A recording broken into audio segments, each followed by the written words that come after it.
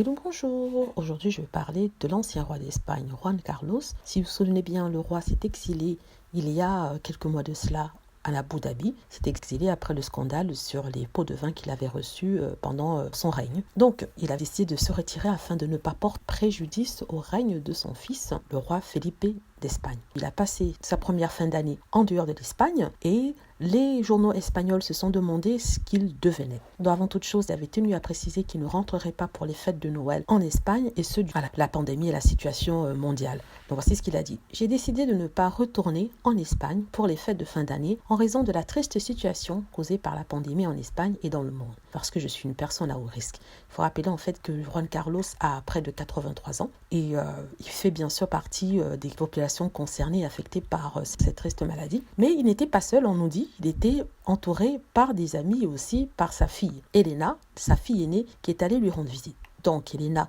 c'est la première fille du couple royal et étant donné qu'il était tout seul à Abu Dhabi, sa femme, l'ex-reine Sofia, ayant refusé de le rejoindre, ce qui est tout à fait compréhensible après les scandales d'une de ses maîtresses, il s'est retrouvé tout seul et sa fille a décidé de le retrouver afin qu'il ne soit pas seul pour passer les fêtes de Noël. Ce qui semble avoir gêné certaines personnes, certains commentateurs royaux qui ont dit qu'en fait qu'elle aurait dû rester en Espagne et ne pas voyager parce que ça ne fait pas partie des voyages essentiels. Ils ont aussi expliqué que en faisant ça, elle remettait en cause la décision de son frère, le roi, à ne pas rendre visite à son papa. Donc, personnellement, je pense qu'elle a le droit de faire ce qu'elle veut. Elle est princesse, c'est vrai, mais après tout, elle reste une fille, elle reste la fille de son père. C'est vrai qu'il a été accusé de fraude, mais il reste quand même ce lien paternel entre lui et ses enfants. Ce serait cruel de demander à une fille de renier son père parce qu'il est impliqué dans un scandale. Le lien affectif reste là. Je comprends la compassion qu'elle éprouve pour ce monsieur parce qu'il a 83 ans. Oui, c'est vrai, on comprend qu'il a pris l'argent, on comprend qu'il a déshonoré sa fonction, mais ça reste un père comme tous les autres. Vous ne voudriez pas non plus abandonner votre père alors qu'il a 83 ans et qu'il est dans un pays étranger. Moi, ça ne me gêne pas, ça ne me choque pas. Je comprends.